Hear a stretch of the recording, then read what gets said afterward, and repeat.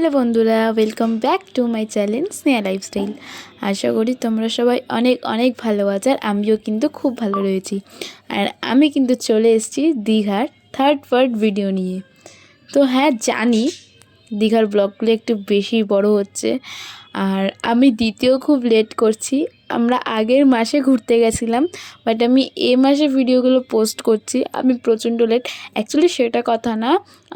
আমার যেহেতু এক্সাম ছিল, মানে 11 থেকে 12-এ ওঠার, বাট জানি না পাস করবো কি না। তো যাই হোক, তো ওই জন্যই ভিডিওগুলো এডিট করতে পারিনি। আর আমি তো প্রচণ্ড লেটুস, তোমরা জানোই, তো ওই জন্য আর ভিডিওগুলো এডিট করাও হয়নি। তো যাই হোক, একটা আমরা স্নান করতে গেছিলাম, তো সেখানেই কিছু ক্লিপ নেওয়া হয়েছিল, তো সেগুলোই তোমাদের সাথে শেয়ার করছি।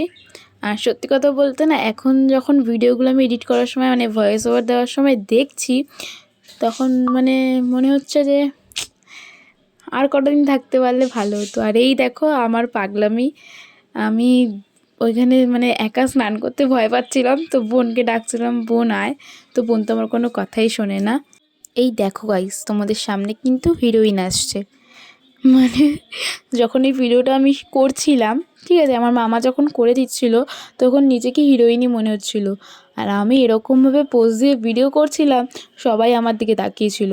তো সবাইকে গুলি মেরে আমি আমার কাজ করে নিয়েছি, আমি আমার ভিডিও করে নিয়েছি। আর তোমরা যদি এসব ভিডিও দেখতে চাও, তো অবশ্যই আমার ইনস্টাগ্রামে ফলো করবে, তোমরা সবাই দেখতে পাবে। আর তারপরে আমরা বিকালবেলা চলে গেছিলাম ঢেউসাগরে। আর ঢেউসাগরে না, তোমরা বিকালবেলা গেলেই মানে বেশি মজা হবে, ওখানে এত সুন্দর লাইটিং করা না। আর একটা জাহাজ রয়েছে, ওটাও খুব সুন্দর। আর এখানে ওই ক্রিসমাসের ডেকোরেশন ছিল। তারপরে আমার মামা নিজেকে শাহরুখ খান বলে দাবি করছিল, তো ওটাও দেখো তোমরা।